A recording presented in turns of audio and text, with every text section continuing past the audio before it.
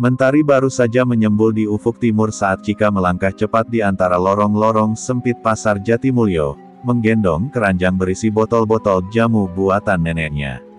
Usianya baru 15 tahun, tapi sorot matanya tak lagi seperti gadis remaja biasa, matanya menyimpan getir, seolah terlalu cepat dewasa karena kenyataan hidup yang keras. Sejak ayah dan ibunya meninggal dalam kecelakaan 2 tahun lalu, Cika hidup bersama Nenek Saroh, penjual jamu keliling yang sudah renta. Pasar ini menjadi tempat mereka menggantungkan hidup, tapi belakangan, pasar ini tak lagi aman. Jeritan pedagang terdengar dari arah lapak sayur. Cika menoleh cepat. Seorang lelaki tua, Pak Amir, tergeletak di tanah, mulutnya berdarah. Di depannya berdiri Darman, preman bertubuh tambun dengan tatapan bengis. Berani loh gak setor uang keamanan. Bentaknya, diikuti tendangan yang mendarat ke perut Pak Amir. Beberapa pedagang hanya menunduk, tak berani melawan. Mereka semua tahu betapa kejamnya Gino, preman besar yang menguasai pasar ini bersama anak buahnya. Cika menggertakkan giginya. Tangannya mengepal, tubuhnya bergetar bukan karena takut, tapi marah. Ia melangkah maju, menepis rasa gentar yang menyelip di dadanya. Berhenti, jangan pukul Pak Amir lagi, serunya dengan suara lantang. Semua mata tertuju padanya, termasuk Darman yang tertawa mengejek. Halah, anak ingusan ikut-ikutan. Sana main boneka. Ia mendorong Cika hingga terjatuh ke tumpukan karung bawang. Keranjang jamunya terbalik, botol-botol pecah. Luka gores di siku Cika tidak lebih menyakitkan dibandingkan hatinya yang tercabik. Ia memandang Pak Amir yang merintih pelan, darah mengalir dari pelipisnya. Kau akan menyesal, Darman, ucapnya lirih, bukan sebagai ancaman, tapi sebuah janji. Darman hanya meludah ke tanah dan pergi sambil tertawa, tak sadar bahwa ia baru saja menyalakan api yang akan membakar semua kekuasaan mereka. Cika memungut botol jamu yang tersisa dengan tangan gemetar. Beberapa pedagang menatapnya dengan iba, tapi tak satu pun berani bicara. Nenek Saroh datang tergopoh-gopoh, wajahnya panik saat melihat cucunya berdarah. Cika, astagfirullah. Kamu kenapa, nak? Cika hanya menggeleng pelan. Aku gak apa-apa, Nek. Tapi mereka harus dihentikan. Malamnya, di rumah kayu sederhana mereka di pinggiran pasar, Cika duduk termenung di serambi belakang. Angin malam meniup rambutnya perlahan. Di dalam hatinya, bara dendam mulai menyala, bukan untuk balas dendam pribadi, tapi untuk semua ketidakadilan yang selama ini ditelan warga pasar. Ia tak ingin hanya jadi penonton lagi. Kalau semua diam, maka tak akan pernah ada perubahan, bisiknya pada diri sendiri. Nenek Saroh memperhatikannya dari balik pintu. Ia tahu, hari ini adalah titik balik. Ia tahu, darah pendekar mengalir dalam diri cucunya, darah almarhum suaminya yang dulu disegani karena ilmu dan keberaniannya. Kalau memang waktunya sudah tiba, gumam Nenek Saroh sambil menarik napas panjang, maka aku harus bersiap menyerahkan warisan itu, sebelum semuanya terlambat. Hujan turun tipis saat malam menyelimuti kampung kecil di pinggir pasar Jatimulyo. Di balik jendela rumah kayunya, Cika menatap kosong keluar, tapi pikirannya jauh lebih gelap dari langit malam. Tangan kirinya masih terasa perih, perban sederhana menutup luka goresan tadi pagi. Tapi yang benar-benar menggores dalam adalah harga dirinya yang diinjak-injak di hadapan orang banyak. Darman tidak hanya mempermalukannya, dia juga memperlihatkan betapa tumpulnya keadilan di tempat ini. Nenek Saroh meletakkan cawan berisi wedang jahe di depan cucunya. Minumlah dulu, biar badanmu hangat. Suaranya lembut, tapi mata tuanya menyorot tajam, penuh pertimbangan. Ia sudah melihat perubahan dalam diri Cika, bukan hanya kemarahan, tapi juga keberanian. Sebuah kombinasi berbahaya jika tak diarahkan. Kau belum siap untuk melawan mereka, Cika, bisiknya pelan. Aku tidak bisa diam, Nek, jawab Cika lirih, tapi tegas. Aku lihat sendiri, mereka memperlakukan orang-orang seperti binatang. Kalau semua orang terus takut, pasar ini akan jadi neraka selamanya. Kalimat itu membuat Nenek Saroh menunduk dalam. Suara cucunya bukan lagi suara seorang gadis belasan tahun, tapi suara warisan yang selama ini ia sembunyikan, warisan dari almarhum suaminya, Ki Ranu, pendekar sakti dari Gunung Kelir. Dengan langkah berat, Nenek Saroh membuka peti tua di pojok rumah. Peti itu telah lama terkunci dan tertutup debu. Di dalamnya, tergolek sebuah gelang besi berukir, gelang cakra geni, pusaka warisan keluarga yang dulu hanya boleh digunakan oleh keturunan berdarah lurus. Gelang ini bukan sekadar perhiasan. Ia akan menyatu hanya dengan hati yang benar-benar tulus.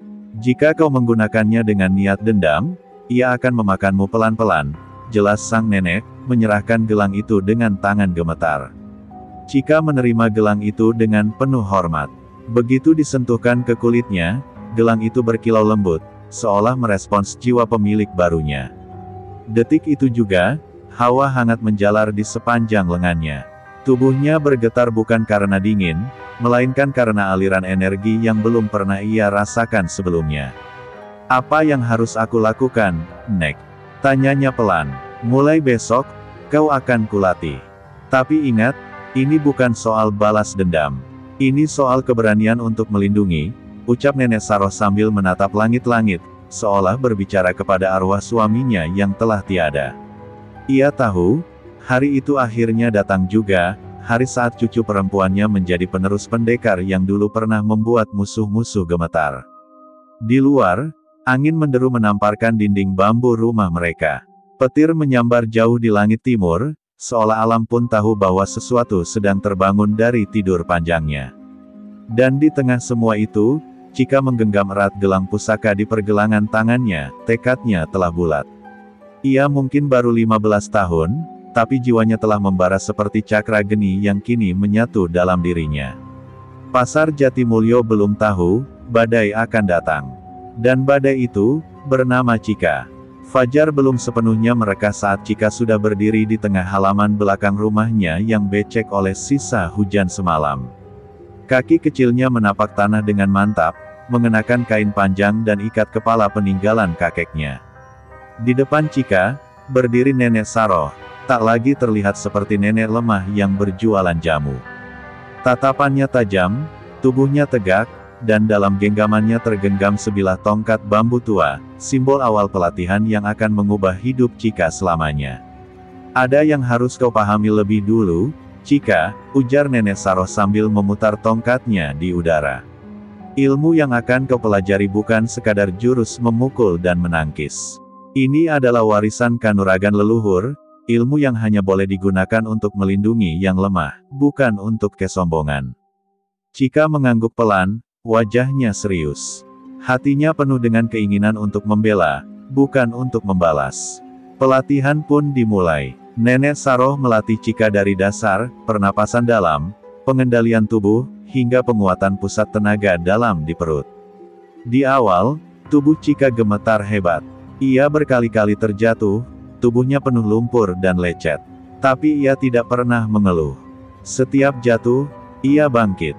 Setiap lelah, ia menatap gelang di pergelangan tangan kirinya, sumber semangat yang tak bisa padam. Hari-hari berikutnya diisi dengan pelatihan yang semakin berat. Nenek Saroh mengajarkan jurus-jurus dasar dari aliran silat, Kelir Sungsang, warisan Ki Ranu. Gerakannya unik, lincah namun tak terduga. Cika mulai menyatu dengan setiap langkah.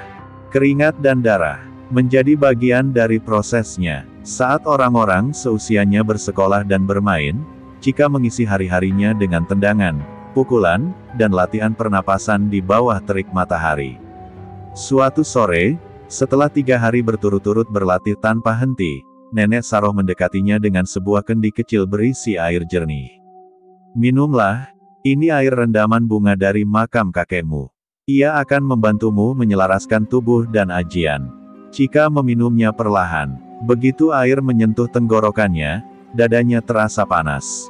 Gelang cakra geni di pergelangan tangannya bersinar halus, seolah mengakui bahwa Cika mulai layak menjadi pewaris sejati. Malam itu, tubuh Cika demam tinggi. Ia menggigil, berkeringat deras. Dalam tidurnya yang gelisah, ia bermimpi bertemu sosok lelaki tua bersorban putih, berdiri di tengah kabut tebal. Jangan gentar, cucuku, suara itu dalam dan teduh. Jalanmu berat, tapi darah pendekar mengalir dalammu. Jaga niatmu tetap suci. Lawan bukan untuk menang, tapi untuk menegakkan kebenaran. Chika terbangun dengan nafas terengah, tapi hatinya terasa lebih kuat dari sebelumnya. Esok paginya, Chika berdiri lebih tegap, lebih mantap. Setiap jurus kini terasa lebih hidup di tubuhnya. Bahkan Nenek Saroh tertegun melihat perkembangan cucunya. Kau sudah mulai menyatu dengan ilmu ini, tapi ingat, perjalananmu masih panjang. Bahaya belum benar-benar datang, ucapnya pelan. Di hati nenek tua itu, ada rasa bangga, namun juga khawatir yang dalam. Ia tahu, ilmu warisan bisa menyelamatkan, tapi juga bisa menyesatkan jika tak dijaga hati. Dan Chika pun melanjutkan latihannya dengan tekad yang tak tergoyahkan. Dalam dirinya, kini menyala-nyala warisan para pendekar lama, nyala yang siap menerangi jalan gelap di pasar Jatimulyo, atau membakarnya habis jika perlu. Seiring waktu, tubuh Chika mulai berubah. Otot-ototnya lebih lentur, gerakannya lebih cepat, dan yang paling mencolok adalah matanya, sorotnya kini tajam seperti pisau, mampu menembus kebohongan dan ketakutan. Di tengah kebisingan pasar Jatimulyo yang kembali dikuasai preman-preman bengis, Chika mulai menjalani latihan rahasia yang lebih berani. Ia tak lagi hanya belajar di halaman belakang rumah, tapi mulai memanfaatkan gang-gang sempit dan sudut pasar malam hari sebagai tempat mengasah jurus. Setiap malam, ketika sebagian besar warga sudah terlelap dan preman lengah dalam euforia kemenangan mereka, Chika menyelinap dengan tubuh ringan, nyaris tak bersuara. Ia memanjat atap-atap kios, menghindari cahaya, dan bergerak dengan kecepatan seperti bayangan. Nenek Saroh mengajarinya teknik, langkah angin, cara berjalan ringan yang membuat tanah tak bergoyang dan udara tak berbisik. Ilmu itu membuat Chika menjadi sosok yang tak mudah dideteksi. Salah satu malam di mana hujan rintik turun, Chika melihat Darman duduk sendiri di bawah tenda rokok, mabuk berat, tertawa sendiri sambil memamerkan uang hasil palakan hari itu. Seorang ibu tua dengan gerobak sayur lewat pelan-pelan, dan Darman tanpa ampun menendang gerobaknya sampai terjungkal. Chika yang mengintai dari balik tiang, mengepalkan tangannya. Ini bukan lagi latihan, ini adalah ujian. Dengan satu lompatan cepat, Chika mendarat di belakang Darman. Sebelum pria tambun itu sempat sadar, satu pukulan lurus menghantam lehernya. Darman terbatuk, berbalik sambil memaki, tapi matanya tak sempat melihat wajah gadis yang bertopeng hitam itu. Dua tendangan bersarang di perut dan lututnya, membuat tubuh besarnya ambruk ke tanah. Sebelum ia bisa berteriak, Chika sudah menghilang di kegelapan, seperti bayangan mimpi buruk yang datang tanpa suara. Keesokan harinya, pasar gempar. Darman ditemukan pingsan di dekat lapak kosong dengan wajah bengkak dan tubuh penuh memar. Tak ada yang tahu siapa pelakunya, tapi kabar tentang sosok misterius bertubuh kecil mulai beredar. Para pedagang mulai saling berbisik, menyebut nama penolong bertopeng, dengan nada penuh harap, seperti menantikan keajaiban yang selama ini tak pernah datang. Chika tak mengatakan apapun pada Nenek Saroh pagi itu. Ia hanya tersenyum kecil sambil menyeduh jamu. Tapi sang nenek tahu dari tatapan cucunya, Chika sudah mulai menapaki jalur perlawanan. Bukan karena ingin menjadi pahlawan, tapi karena hati nuraninya tak bisa lagi melihat ketidakadilan berakar dan tumbuh begitu subur di tanah yang harusnya aman. Namun, langkah pertama ini juga menandai awal dari bahaya yang lebih besar. Gino, si kepala preman yang biasanya malas turun langsung, mulai gerah mendengar kabar ada sosok misterius yang mengusik bisnis kotor mereka. Kalau dia berani ganggu pasarku lagi, gumam Gino dengan mata menyala, aku sendiri yang akan mencabut nyawanya. Dan Chika pun menyadari, latihan ini bukan hanya tentang menguatkan otot dan jurus. Ini adalah medan baru, di mana keberanian diuji bukan di atas tanah latihan, tapi di tengah kegelapan yang nyata, di tengah pasar yang belum tahu bahwa penjaga baru mereka sedang bangkit, diam-diam dan perlahan. Langit malam itu pekat, nyaris tanpa bintang. Hanya remang-remang lampu jalan yang menyorot lorong-lorong sempit pasar Jatimulyo yang sudah mulai sepi. Tapi Chika, Dengan ikat kepala hitam dan topeng penutup wajah, sudah siap. Hatinya dingin, tapi dadanya panas oleh tekad. Malam ini bukan lagi sekadar pelatihan, ini adalah malam pertama ia memilih bertindak sebagai sosok pelindung. Sosok yang akan menyalakan harapan di antara puing-puing ketakutan yang ditanam para preman. Langkah kakinya ringan melintasi atap kios tua. Dari atas, ia melihat Jackpot, anak buah Gino yang terkenal bengis dan suka menghina perempuan, tengah berjalan terhuyung di dekat los daging. Di tangannya tergenggam botol arak, dan suaranya melengking memaki-maki lapak yang tutup. Chika menunggu momen yang tepat. Ia tahu, sekali turun, tak boleh ragu. Ini bukan main-main. Ini akan jadi awal babak baru. Jackpot berhenti di sebuah lapak kecil milik Bu Rani, penjual nasi uduk yang dikenal ramah. Dengan seenaknya, ia menendang gerobak Bu Rani yang tergembok, lalu meludahi dindingnya. "Besok kalau gak setor, gue hancurin nih lapak, tahu lo?" teriaknya mabuk. Chika mengepalkan tangan. Gambar wajah-wajah pedagang yang teraniaya muncul dalam benaknya. Dan itu cukup. Ia melompat turun, mendarat tepat di belakang Jackpot seperti bayangan yang muncul dari kegelapan. "Apa lo?" Jackpot berbalik, tapi belum sempat mengangkat botolnya, satu tendangan melayang ke pergelangan tangannya. Botol pecah menghantam tanah. Jackpot menjerit, tapi tak lama. Dua pukulan cepat bersarang ke rahangnya, membuatnya terhuyung. Chika bergerak cepat, jurus sungsang lilit, yang diajarkan Nenek Saroh menjerat kaki Jackpot, membuat tubuh gempal itu jatuh keras menghantam paving. Ia mengerang kesakitan. "Siapa lo? Anak kecil ya, aku cuma bayangan dari mereka yang kau injak setiap hari," ucap Chika pelan, suaranya diredam topeng, tapi menusuk seperti belati. Ia tahu Jackpot tidak mengenalinya, dan itu membuatnya bebas bergerak. Sebelum Jackpot bisa berdiri, Chika menendang sisi lututnya, memastikan dia tak bisa lari malam itu. Kemudian, ia menghilang ke lorong gelap, meninggalkan jejak luka dan rasa takut. Keesokan paginya, kabar tentang penyerangan terhadap Jackpot menyebar cepat. Para pedagang terkejut sekaligus lega, mendengar bahwa salah satu preman telah dihajar habis oleh penolong bertopeng. Bisik-bisik mulai terdengar di antara lapak, "Dia gadis. Masih muda, tapi bisa begitu cepat dan tangguh." Tidak ada yang tahu pasti, tapi wajah para pedagang mulai menunjukkan sesuatu yang sudah lama hilang, secercah harapan. Namun tidak demikian dengan Gino. Di sebuah warung kopi dekat pasar, ia mendengar kabar itu sambil mengepal tangannya kuat-kuat. Dua anak buahnya sudah diserang dalam waktu dekat. Wibawanya mulai diguncang. "Cari tahu siapa dia. Bakar lapaknya kalau perlu. Jangan biarkan ada yang merasa lebih kuat dari kita," teriaknya dengan mata membara. Dan perintah itu menjadi awal dari badai yang akan mengguncang pasar hingga ke akarnya.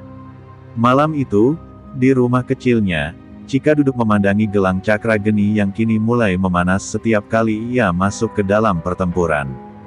Di sisi lain rumah, Nenek Saroh termenung lama di depan altar kecil tempat foto mendiang suaminya. "Ranu, cucumu benar-benar mewarisi darahmu. Tapi aku takut, bukan pada lawan di luar sana. Aku takut, pada luka yang bisa tumbuh di hatinya sendiri." Ketenangan semu menyelimuti pasar Jatimulyo. Tapi di balik senyum pedagang dan obrolan pelanggan, ada sesuatu yang berubah. Kini, setiap sudut lorong seolah mengandung cerita. Cerita tentang sosok misterius bertopeng yang muncul dari kegelapan dan membungkam preman satu persatu. Sebagian menyebutnya malaikat penjaga, sebagian lagi menyebutnya setan kecil tak dikenal. Tapi bagi Gino dan anak buahnya, Chika telah menjadi teror. Gino kini tak bisa tidur nyenyak. Malam-malamnya diwarnai mimpi buruk tentang seseorang yang menghajarnya dari balik bayangan. Ia mulai menyuruh penjagaan ekstra di pasar. Tukijo, anak buah yang terkenal licik, diberi tugas untuk memancing si bertopeng keluar. Mereka menyamar sebagai pedagang baru, berpura-pura lemah, lalu berharap bisa memancing musuh tak terlihat itu datang. Tapi Chika lebih pintar dari itu. Ia mengamati dari kejauhan, memetakan strategi, dan menunggu waktu yang tepat. Sementara itu, di rumah, Nenek Saroh makin sering bermeditasi. Ia merasakan hawa panas dari gelang cakra geni yang mulai meningkat seiring Chika semakin sering menggunakannya. Ilmu itu seperti api, gumamnya. Jika tak dikendalikan, ia bisa membakar pemiliknya sendiri. Tapi ia tahu, saat ini tak ada jalan mundur. Chika telah menjadi simbol perlawanan yang tak bisa lagi dihentikan dengan larangan. Suatu malam, pasar Jatimulyo kembali diguncang. Kali ini, giliran Tukijo yang jadi korban. Ia ditemukan tergantung terbalik di tiang bendera lapak tengah, dengan tangan terikat dan wajah lebam. Di dadanya, digantung secarik kertas bertuliskan, "Ini balasan untuk setiap air mata pedagang kecil." Warga pasar terperangah, kagum, takut, dan bingung. Tidak ada yang berani menyentuh Tukijo sampai polisi datang. Tapi polisi hanya melihat, lalu pura-pura tidak tahu.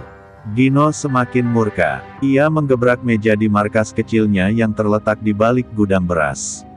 "Ini bukan lagi soal pasar. Ini soal harga diriku," teriaknya. Ia menghubungi preman dari luar kota. Orang-orang bengis yang dulu pernah membuat pasar-pasar kecil runtuh karena ketakutan. "Kalau anak kecil itu berani muncul lagi, aku mau dia dikubur hidup-hidup," ucap Gino penuh amarah. Namun di tengah amarah itu, Chika justru menjadi legenda. Anak-anak pasar menggambar wajah bertopeng di dinding-dinding lapak. Ibu-ibu pedagang berbisik penuh harap saat malam datang. Mereka tahu, selama si bertopeng itu masih ada, mereka punya harapan. Tapi di balik semua itu, Chika mulai merasakan sesuatu yang aneh di tubuhnya. Semakin sering ia menggunakan gelang pusaka, semakin cepat tubuhnya lelah, dan mimpi buruk mulai datang setiap malam. Dalam salah satu mimpinya, ia kembali melihat sosok lelaki tua bersorban putih. Tapi kali ini, wajahnya tampak murung. "Kau berjalan di ujung pedang, Chika, satu langkah salah, kau akan jatuh." Suara itu bergema di langit gelap mimpinya. Chika terbangun dengan napas tersengal dan keringat dingin membasahi tubuhnya. Ia menatap bayangannya di kaca. "Apa aku sudah terlalu jauh?" bisiknya lirih. Namun saat fajar menyingsing, dan keramaian pasar kembali hidup, suara jeritan seorang penjual pecel memecah pagi. Lapaknya dibakar habis oleh sekelompok orang tak dikenal. Di lantai, tertulis dengan cat merah, "Si bertopeng main api, maka kami akan membakar segalanya." Chika mengepalkan tangannya kuat-kuat dari kejauhan. Ia tahu, malam selanjutnya, akan berdarah. Malam itu, pasar Jatimulyo seperti mati suri. Tak ada suara canda pedagang, tak ada aroma rempah atau sayur mayur yang biasa tercium di dini hari. Sebaliknya, yang terdengar hanyalah gesekan sandal preman-preman di antara lorong-lorong kios yang ditinggal pemiliknya. Chika bersembunyi di balik gerobak pecel lele milik Bu Rani, tubuhnya gemetar namun matanya tajam. Ia tahu, malam ini mereka akan mencarinya, para anak buah Gendo yang haus balas dendam. 3 orang preman muncul dari gelap, masing-masing membawa senjata tumpul, satu dengan linggis, satu dengan rantai motor, dan satu lagi membawa parang yang dilapisi kain kotor. "Di mana bocah itu? Dia harus dibayar kontan," geram salah satu dari mereka. Tapi mereka tak sadar, Chika sudah lebih dulu membaca arah langkah mereka dari pantulan bayangan lampu jalan di kaca etalase. Dengan kecepatan lincah, ia bergerak keluar dari persembunyian. Tanpa suara, Chika melompat dan menghantam salah satu preman tepat di pelipis menggunakan gagang pisau lipat miliknya. Lelaki itu roboh seketika, mulutnya berdarah dan tubuhnya kejang. 2 lainnya panik, tapi sebelum bisa menyerang, Chika sudah berguling ke arah lawan dan menendang keras lutut si pembawa rantai. Terdengar suara retakan mengerikan, lelaki itu meraung dan jatuh mengerang kesakitan. Si pembawa parang kini sendirian. Wajahnya pucat, tangannya gemetar. Tapi Chika tak beri ampun. Ia berjalan perlahan mendekat, mata dingin bagai pemburu. "Kau pikir pasar ini milik kalian? Kalian pikir kalian bisa injak-injak orang kecil selamanya?" katanya lirih, namun tajam.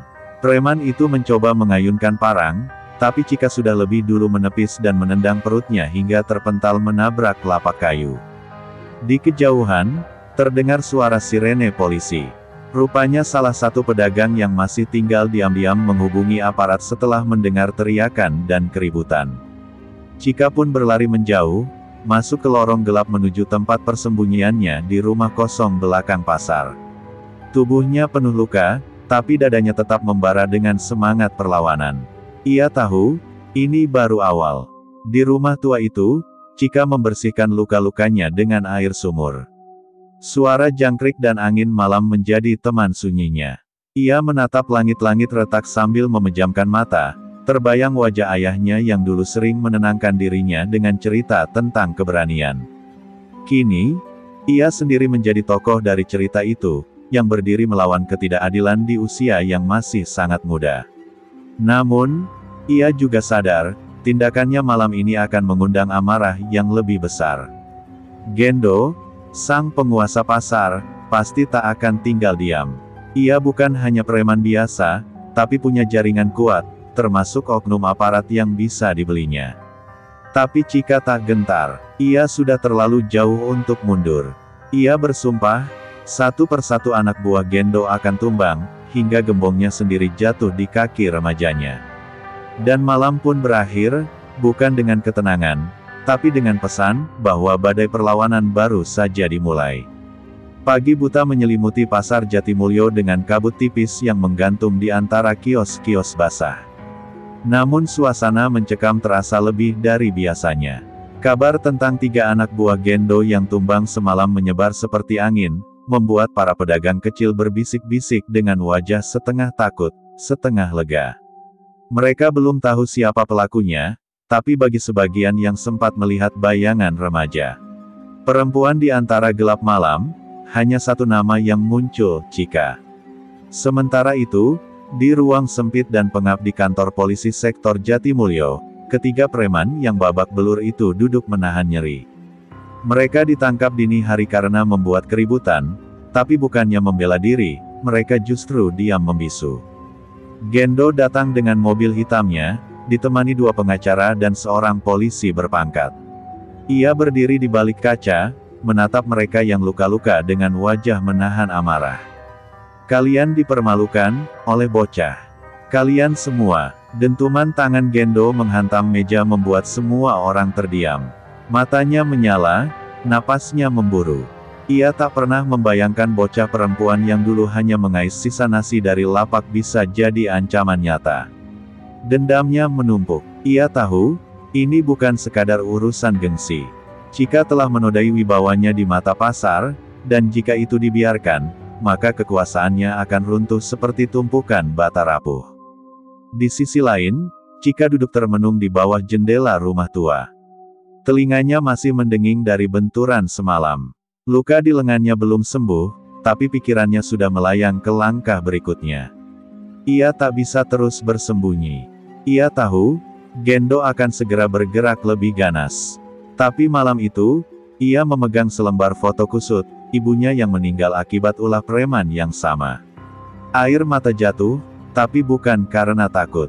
Itu air mata sumpah. Hari itu juga, Chika mendatangi seorang pria tua bernama Pak Wasdi, mantan tukang parkir yang dulu jadi korban pemerasan Gendo. Pria itu hidup menyendiri, kaki kirinya pincang akibat dipukul anak buah Gendo 5 tahun silam. Awalnya Pak Wasdi menolak bicara.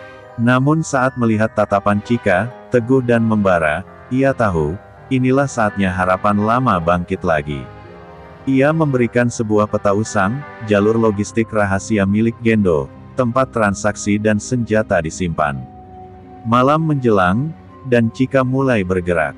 Dengan mengenakan jaket hitam lusuh milik almarhum ayahnya, ia menyusuri lorong-lorong pasar, menuju tempat yang ditunjuk Pak Wasdi. Ia tahu dirinya bukan tandingan para preman itu dalam hal jumlah. Tapi ia punya kecepatan, kecerdikan, dan tekad yang tak bisa dibeli. Ia berjanji pada dirinya sendiri, malam ini akan ada yang terbakar, entah itu gudang Gendo atau luka di hatinya sendiri. Sementara itu, Gendo bersiap. Ia mengirimkan kelompok elitnya, preman-preman bengis yang biasa bekerja di luar radar hukum. Mereka tak hanya membawa senjata, tapi juga dendam dari bos mereka. Tapi tak satu pun dari mereka menyangka bahwa yang mereka buru bukan lagi seorang bocah yang dulu ditindas, melainkan simbol perlawanan seluruh pasar. Simbol itu kini bernama Chika. Dan ketika jam menunjuk pukul 2 dini hari, suara ledakan kecil mengguncang bagian belakang pasar. Api mulai menjilat pintu sebuah gudang tua, tempat penyimpanan logistik Gendo. Di kejauhan, siluet seorang gadis berdiri tegak, dengan mata yang menyala dalam gelap. Malam itu, satu babak baru dimulai, bukan sekadar perang antara remaja dan preman, tapi pertarungan antara keberanian dan kekuasaan yang membusuk. Mentari baru saja condong ke barat saat Chika tiba di sebuah lapak tua yang sudah lama terbengkalai di sudut pasar Jatimulyo. Tempat itu dulu milik almarhum pamannya, sebelum diambil alih paksa oleh preman-preman suruhan Tigor. Aroma anyir darah seperti masih menempel di kayu lapuk dan debu yang beterbangan. Chika berdiri diam beberapa saat, menatap kenangan kelam yang membuncah dalam pikirannya. Disinilah pamannya dulu dihajar sampai tak bernyawa, hanya karena tak mau menyerahkan retribusi liar. Tanpa suara, Chika melangkah masuk. Suara kayu berderit menyambut kehadirannya, seakan memberi salam pada pewaris dendam yang datang untuk menuntaskan luka lama. Tapi dia tak sendiri. Dua preman tampak duduk di bangku belakang, sedang bermain kartu dengan santai. Mereka belum menyadari siapa yang datang. Tapi begitu Chika melangkah lebih dekat dan menendang satu kotak kayu hingga terpental, mereka berdiri kaget. Lo siapa bocah? Mau cari mati ya? Gertak salah satunya, pria bertubuh besar dengan bekas luka di pipi. Tapi Chika tak menjawab. Ia hanya menarik napas, lalu membuka jaket lusuhnya dan memperlihatkan sabuk kain merah warisan almarhum ibunya. Mata gadis itu penuh api dendam, tak gentar sedikit pun. Aura tubuhnya berubah seketika, dari gadis remaja biasa menjadi bayang kematian yang menghantui. Salah satu dari mereka maju, meninju tanpa aba-aba. Tapi Chika mengelak cepat, kakinya menghantam lutut lawan dari samping hingga terdengar bunyi, krek, disusul jeritan nyaring. Preman satunya mencoba mencabut pisau, namun sebelum sempat menusuk, Chika telah menyarangkan siku ke wajahnya. Darah muncrat dari hidung yang patah. Ia berputar dan jatuh mencium lantai lapuk yang basah oleh debu dan sejarah kelam. Chika tidak berhenti. Ia mengikat tangan keduanya, lalu menyiramkan air dari ember kotor ke wajah mereka. Sampaikan pada Tigor, anak perempuan yang dulu kalian remehkan sudah kembali. Dan aku akan mengembalikan semuanya, dengan darah, bisiknya dengan dingin, sebelum melangkah pergi meninggalkan lapak penuh luka. Di luar, langit mendung menggantung. Para pedagang yang melihat kejadian itu dari jauh terdiam. Beberapa dari mereka mulai berbisik, menyebut nama Chika. Perlahan, namanya mulai menyebar dari mulut ke mulut. Gadis 15 tahun yang telah membantai anak buah Tigor tanpa ragu. Sebuah harapan kecil mulai tumbuh di antara rasa takut warga pasar yang selama ini terbungkam. Di markasnya, Tigor menerima kabar itu dengan rahang mengeras. Ia melempar gelas ke dinding, pecah berkeping-keping. Bocah sialan itu mulai mengganggu. Kalian, siapkan orang-orang kita. Aku ingin dia ditangkap, hidup atau mati. Teriaknya pada anak buahnya. Tapi di matanya, tampak bayangan kekhawatiran. Sebab Tigor tahu, sabuk merah itu bukan sekadar kain. Itu warisan dari keluarga yang pernah membuatnya bertekuk lutut puluhan tahun lalu. Dan kini, dendam masa lalu kembali mengetuk pintu. Malam itu hujan turun deras, membasahi jalan-jalan sempit di sekitar pasar Jatimulyo. Kilat menyambar langit, seolah menjadi pertanda bahwa badai sesungguhnya belum benar-benar datang. Di sebuah warung kopi kecil yang masih buka, Chika duduk menyendiri, mengenakan jaket lusuh yang sudah basah kuyup. Tangannya gemetar, bukan karena dingin, melainkan karena bayangan masa lalu terus menghantui. Wajah pamannya, luka-luka yang menganga, suara isak ibunya, semua berputar di kepalanya seperti jerat yang tak bisa dilepaskan. Seorang lelaki tua menghampirinya diam-diam. Wajahnya penuh keriput dan matanya berkabut, namun sorotnya tajam. Ia duduk tanpa permisi dan menyodorkan secangkir kopi hangat. Kamu anaknya Lestari, Iya.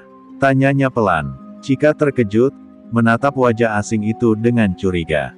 Saya kenal ibumu dulu. Dia murid dari Mbah Rubani, pemilik ajian Rawa Singkil, lanjutnya. Jantung Cika berdegup tak karuan. Nama itu bukan nama biasa.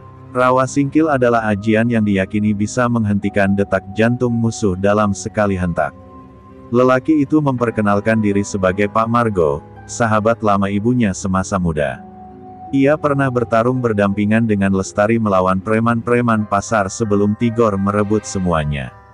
Ibumu menyembunyikan kekuatannya selama bertahun-tahun demi kamu. Tapi aku tahu, ajian itu tidak hilang. Ia diwariskan. Dan kamu adalah tumbal terakhir dari perang ini, ujarnya lirih. Cika terdiam, seolah tercekik kenyataan yang begitu besar untuk ditanggung oleh pundak remajanya. Pak Margo kemudian mengeluarkan sebilah keris kecil dari balik bajunya. Ini, peninggalan ibumu. Dia menitipkannya padaku sebelum dibunuh, katanya. Cika gemetar saat menerima keris itu. Sentuhannya dingin, tapi seolah hidup. Ada desir halus yang menyelinap ke dalam kulit tangannya, seperti aliran kekuatan tak kasat mata. Kilat kembali menyambar di luar, dan saat itu juga, Cika tahu, jalan pulang telah tertutup. Yang tersisa hanya satu arah, maju. Sementara itu, Tigor mengumpulkan anak-anak buahnya dari berbagai wilayah.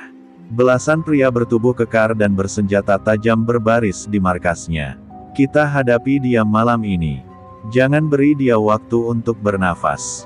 Teriak Tigor. Namun dari sudut ruangan, seorang lelaki berpakaian serba hitam tiba-tiba berbicara. Kalau benar dia mewarisi Rawa Singkil, maka kalian semua hanya akan jadi mayat. Aku sendiri yang akan menghadapinya. Lelaki itu bernama Surya Batak, pembunuh bayaran paling kejam di lingkaran Tigor, dan satu-satunya orang yang pernah lolos dari ajian Rawa Singkil. Di saat yang sama, Cika berdiri di tengah hujan, menatap langit. Keris di tangannya terasa hidup, berdenyut dengan denyut jantungnya. Bu, aku akan selesaikan ini. Aku bukan lagi anak kecil, bisiknya pelan. Di belakangnya, Pak Margo memasang pagar gaib sederhana untuk mengamankan warung tempat tinggal mereka. Ia tahu malam ini bukan malam biasa. Malam ini adalah malam pertumpahan darah. Dan saat tengah malam datang, petir menggelegar seakan membelah langit. Di kejauhan, suara sepatu-sepatu berat menghentak aspal basah. Langkah kaki yang membawa dendam, peluru, dan amarah. Tapi Cika sudah bersiap. Di balik hujan, seorang gadis remaja berdiri tegak, dengan mata yang menyala, dan darah yang diwarisi dari para pejuang jalanan sebelum dirinya. Malam itu angin berdesir lebih tajam dari biasanya. Di balik tembok-tembok sempit kawasan belakang Pasar Jatimulyo, Cika berjalan dengan napas berat dan langkah pasti. Bajunya compang camping, bercak darah menodai bagian lengan dan pundaknya. Meski tubuhnya digerogoti lelah, sorot matanya tetap menyala seperti bara api. Ia baru saja lolos dari jebakan preman anggota kelompok Bos Jumanta yang mencoba menghabisinya di gudang tua dekat rel kereta. Tapi mereka malah jadi korban. Seketika, suara gemeretak dari gang kecil di belakangnya membuat Cika berhenti. 5 bayangan muncul dari balik dinding. Salah satu dari mereka adalah Kobar, preman bertubuh besar yang dulu pernah memalak ibunya. Kini, ia datang dengan dendam dan amarah setelah mendengar anak buahnya dilumpuhkan satu persatu. Kau pikir kau bisa bersih-bersih pasar ini semudah menendang kotak sampah? Ucap Kobar sinis sambil meludah ke tanah. Cika tak menjawab. Tangannya hanya meraba-raba gagang pisau pendek yang disembunyikan di balik kaos lusuhnya. Saat Kobar mendekat, Cika bergerak secepat kilat. Dalam satu gerakan melengkung, pisaunya melesat ke arah pergelangan tangan lawan. Darah memercik, Kobar terhuyung mundur sambil meraung kesakitan. Yang lain kaget, tapi hanya sesaat, karena mereka langsung menyerbu Cika serempak. Pertarungan meletus sengit. Cika bertarung seperti bayangan, menghindar dan menyerang dalam satu tarikan napas. Meski tubuhnya lebih kecil, ketangkasannya membingungkan lawan-lawannya. Salah satu preman berhasil memukul punggungnya dengan balok kayu, membuat Cika jatuh tersungkur. Tapi dari tanah, Ia menendang lutut lawan hingga terdengar bunyi retak yang mengerikan. Jeritan memenuhi gang, seakan membangunkan malam yang tertidur. Seketika suasana menjadi sunyi. Kobar yang masih berdiri menatap Chika dengan ketakutan yang belum pernah ia rasakan. Bocah itu bukan manusia biasa, pikirnya. Sorot mata gadis 15 tahun itu menyimpan sesuatu yang tak bisa dijelaskan, sebuah dendam purba, seperti roh-roh penunggu pasar yang lapar darah. Kau sudah menyalakan perang ini, Kobar, bisik Chika dengan suara serak, dan aku tidak akan berhenti sampai semuanya bersih. Kobar melarikan diri terbirit-birit, meninggalkan dua temannya yang terkapar. Chika berdiri dengan sisa tenaga. Luka di punggungnya menganga, tapi tekadnya tak surut sedikit pun. Ia tahu, ini belum akhir. Masih ada bos Jumanta yang bersembunyi di menara gelap pasar itu, dan semakin ia mendekat, semakin banyak perangkap yang akan menantinya. Dari kejauhan, suara sirine samar mulai terdengar. Entah itu ambulans, entah patroli. Tapi Chika tak butuh keduanya. Ia hanya butuh satu hal, keadilan. Bukan dari hukum yang selama ini diam, tapi dari tangannya sendiri. Dengan langkah gontai tapi mantap, ia kembali menyusuri gang sempit, meninggalkan jejak-jejak darah yang menjadi saksi perjuangannya. Di ujung jalan, seekor kucing hitam melintas cepat, lalu menghilang ke balik bayangan. Malam kembali diam, seolah takut pada gadis kecil yang kini menjadi mimpi buruk bagi para penguasa gelap pasar Jatimulyo. Langit Jatimulyo mulai berubah jingga saat senja datang, membawa hawa dingin yang menusuk, seolah ikut merasakan ketegangan yang membuncah di hati warga pasar. Chika berjalan pelan di lorong sempit antara lapak-lapak yang mulai tutup, langkahnya mantap meski tubuhnya masih dibalut luka dari pertempuran sebelumnya. Di tangannya tergenggam kain lusuh yang ia gunakan untuk membalut luka di bahu, darahnya sudah kering, tapi semangatnya belum. Preman-preman itu belum selesai, gumamnya lirih, penuh tekad. Dari ujung lorong, suara sepatu menghentak tanah menggema. Muncul sosok tinggi besar bertato naga di lehernya, Togar, salah satu tangan kanan Gendon, preman paling keji yang selama ini membungkam siapapun yang berani melawan.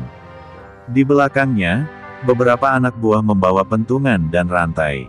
Mereka tak peduli lagi waktu, hari, atau siapapun yang melihat. Malam ini, mereka ingin menghabisi satu nama yang telah mengoyak reputasi mereka, Chika.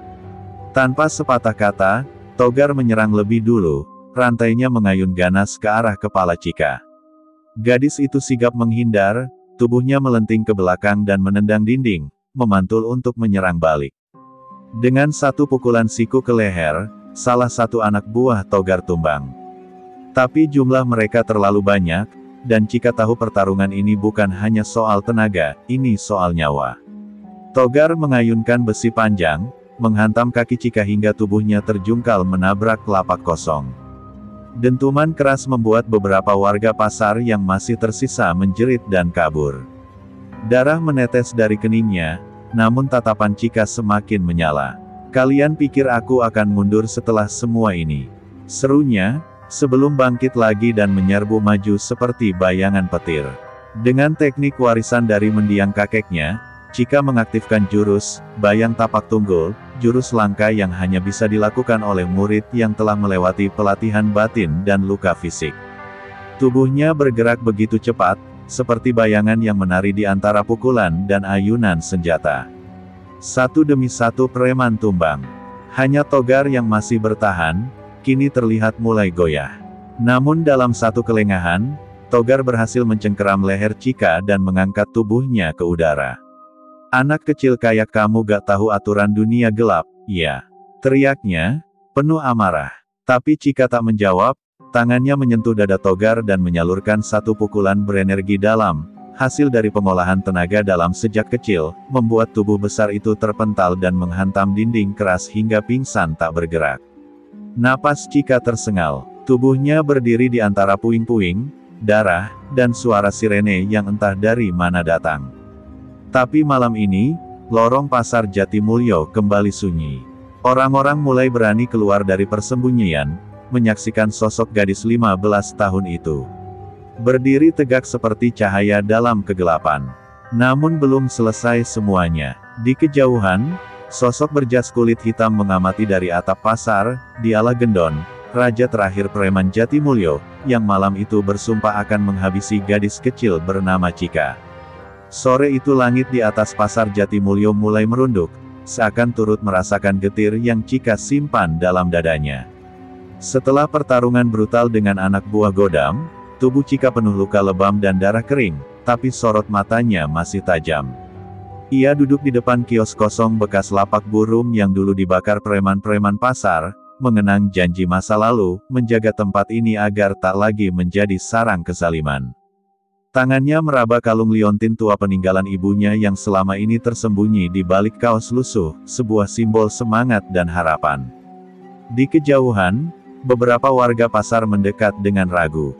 Mereka membawa perban, air hangat, dan makanan seadanya. Salah satu dari mereka, seorang bapak tua bernama Pak Raji, mendekat dan berkata, "Nak Cika, kami tak sangka, anak seusiamu bisa berdiri di depan kami seperti singa." Cika hanya tersenyum lirih. Rasa sakitnya bukan hanya berasal dari luka fisik, tapi dari kenangan masa kecilnya yang direnggut oleh kekuasaan preman. Malam itu, Cika beristirahat di sudut lapak kecil milik Pak Raji. Suara pasar yang biasanya gaduh kini sunyi. Hanya terdengar angin menerpa terpal dan tikus-tikus kecil yang mengais sisa makanan. Tapi ketenangan itu tidak bertahan lama. Seorang kurir dari kaki tangan Godam datang membawa pesan, Godam akan datang sendiri besok. Sendirian, Cika menerima surat itu tanpa ekspresi, namun matanya memancarkan bara dendam yang belum padam. Ini akan menjadi akhir segalanya. Keesokan harinya, pasar kembali tegang. Kabar bahwa Godam akan muncul membuat sebagian pedagang menutup lapak mereka. Tapi tidak dengan Cika. Ia berdiri tegak di tengah lorong utama pasar, mengenakan jaket hitam sobek dan celana jeans yang penuh debu darah. Rambutnya diikat ke belakang, dan tangan kirinya digenggam kuat walau masih berdarah. Dari ujung pasar, langkah berat Godam menggema seperti genderang kematian. Godam, preman penguasa pasar yang selama ini tak pernah terkalahkan, berdiri gagah dengan tubuh berotot, membawa sebilah golok berkarat.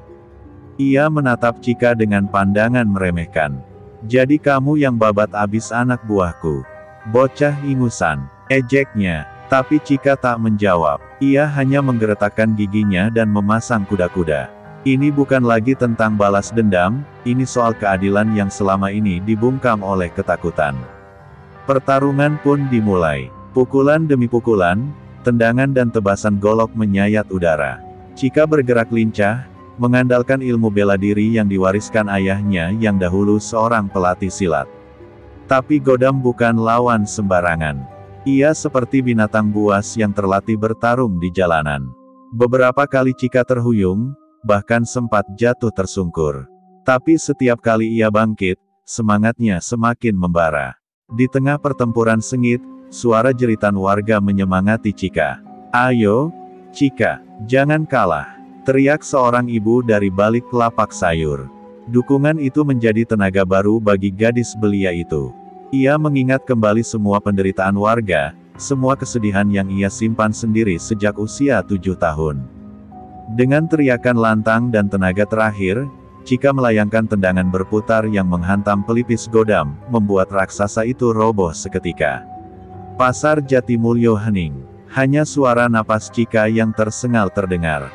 Ia berdiri di atas tubuh Godam, menatap langit yang kini bersih tanpa mendung. "Ini bukan akhir, tapi awal dari kebebasan," bisiknya pelan. Dan saat itu, semua orang tahu, bahwa bukan hanya preman yang bisa menguasai pasar. Tapi juga seorang gadis muda berusia 15 tahun, yang membawa nyali sebesar gunung dan luka yang tak terlihat oleh mata biasa. Pasar Jatimulyo malam itu seperti kuburan yang bergemuruh. Asap mengepul dari warung-warung yang terbakar, dan di tengah reruntuhan, Cika berdiri tegak dengan tubuh penuh luka. Bajunya compang camping, darah mengalir dari pelipisnya, tapi sorot matanya menyala seperti bara api. Di seberangnya, Dermawan, preman terakhir dari geng pasar itu, memegang pedang panjang berlumur darah. Kau pikir bisa menghancurkan semua sendirian, bocah kecil? Ejeknya seraya tertawa menghina. Chika tak menjawab. Ia memejamkan mata sejenak, mengingat wajah mendiang ayahnya, Pak Raka, yang dulu dibunuh dengan keji oleh orang-orang seperti dermawan. Dalam hati, Chika merapal ajian pamungkas warisan kakeknya, ajian Ratu Geni. Tanah di bawah kakinya bergetar pelan, hawa panas mulai menyelimuti tubuhnya, dan bola matanya kini tampak menyala merah membara. Dermawan melangkah maju, mengayunkan pedang dengan brutal ke arah Chika. Tapi saat pedang itu hampir menyentuh tubuhnya, Chika melesat seperti bayangan, menghindar dengan gerakan ringan namun mematikan. Sebuah tendangan menghantam dada dermawan dan membuatnya terpental ke tumpukan kayu bakar.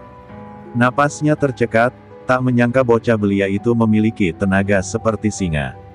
Namun dermawan bukan preman sembarangan. Ia bangkit dengan teriakan keras, mengaktifkan ajian lamanya, ajian jaran goyang hitam, yang membuat tubuhnya tak bisa disentuh senjata biasa. Kulitnya menghitam, otot-otot membesar, dan taring tumbuh dari mulutnya. Ia kini bukan manusia, tapi iblis haus darah. Sekarang kau mati, Chika, raungnya sambil melompat ke arah gadis itu. Tubrukan mereka menciptakan gelombang kejut yang merobohkan lapak-lapak di sekitarnya. Suara logam beradu, tendangan dan pukulan dibalas dengan kecepatan maut. Chika harus menggunakan seluruh kemampuannya. Ajian Ratu Geni mulai menguras energinya. Tubuhnya mulai melemah, tapi ia tahu, jika ia jatuh sekarang, maka seluruh pasar akan kembali dikuasai para iblis preman. Dalam detik-detik terakhir, saat dermawan meluncurkan serangan maut ke arah jantungnya, Chika meneriakkan mantra terakhir, Geni Sungsang, nyala abadi. Tiba-tiba tubuhnya diliputi api suci yang menyilaukan. Dermawan terpental, tubuhnya mulai terbakar dari dalam. Ia menjerit, meronta, sebelum akhirnya meledak menjadi abu. Pasar Jatimulyo menjadi sunyi, hanya tersisa api kecil yang menari-nari di udara malam. Chika terjatuh, terengah-engah. Api padam dari tubuhnya, dan ia hampir pingsan. Tapi ia tersenyum. Untuk pertama kalinya, ia merasa beban dendam itu sedikit terangkat. Ia telah menghabisi semua yang menguasai pasar ini dengan ketamakan dan kekerasan. Tapi di balik senyum itu, Chika tahu bahwa masih ada satu nama yang belum ia sentuh, seseorang di balik layar yang telah mengendalikan para preman ini selama bertahun-tahun. Langit Jatimulyo dipenuhi awan kelabu sore itu, seolah turut menyaksikan akhir dari babak panjang pertarungan antara kegelapan dan secercah harapan. Chika berdiri di tengah puing-puing lapak yang berserakan, tubuhnya dipenuhi luka, namun matanya memancarkan kemenangan. Di hadapannya, tubuh Brodin terkapar tanpa daya, napasnya berat dan penuh penyesalan. Preman paling ditakuti di Jatimulyo itu tak lagi bisa berdiri, luluh lantak dihantam oleh kekuatan yang bersumber dari keberanian seorang gadis belia. Warga pasar Jatimulyo yang selama ini hidup dalam ketakutan kini keluar dari persembunyian mereka. Para pedagang kecil, ibu-ibu penjual sayur, bahkan tukang becak yang biasa mangkal di ujung jalan, berkumpul mengelilingi Chika. Suasana penuh haru menyelimuti kerumunan itu. Banyak dari mereka yang menitikkan air mata, bukan hanya karena bebas dari tirani Brodin, tapi juga karena kagum melihat perjuangan Chika yang selama ini mereka anggap hanya seorang remaja biasa. Pak Udin, ketua RT yang sempat disiksa anak buah Brodin, memeluk Chika erat sambil menangis, "Kau penyelamat kami, nak. Kau malaikat yang dikirim Tuhan untuk membebaskan pasar ini." Chika tak menjawab, ia hanya mengangguk pelan. Dalam hatinya, ia merasa semua ini bukan karena ia hebat, tapi karena ia tak ingin melihat penderitaan terus terjadi. Ia hanya gadis biasa yang terpaksa menjadi luar biasa karena keadaan. Di kejauhan, suara sirine polisi mulai terdengar. Beberapa warga berlarian menyambut kedatangan aparat, dan tanpa menunggu lama, polisi langsung mengamankan sisa-sisa anak buah Brodin yang masih hidup. Beberapa dari mereka berusaha kabur, tapi warga pasar yang kini bersatu tak membiarkan satu pun lolos. Rasa takut telah berubah menjadi keberanian yang menular, dipicu oleh keteladanan seorang gadis remaja. Komandan polisi yang datang sempat tertegun saat melihat kondisi pasar dan mendengar cerita tentang Chika. Ini luar biasa, gadis seusiamu, menghadapi sekelompok preman brutal. Chika hanya tersenyum tipis. Ia tak haus pujian. Baginya, yang penting warga pasar bisa hidup kembali dengan damai. Malam harinya, pasar Jatimulyo kembali menyala dengan lampu-lampu yang sempat padam selama masa kekuasaan Brodin. Suasana berubah menjadi seperti festival kecil, bukan karena pesta, melainkan rasa syukur. Chika duduk sendirian di bangku kayu dekat warung Bu RT Sumarni, menatap langit yang kini mulai dipenuhi bintang. Hatinya tenang, meski tubuhnya masih nyeri. Namun di balik kelegaan itu, Chika tahu bahwa ini baru permulaan. Akan ada tantangan lain di masa depan.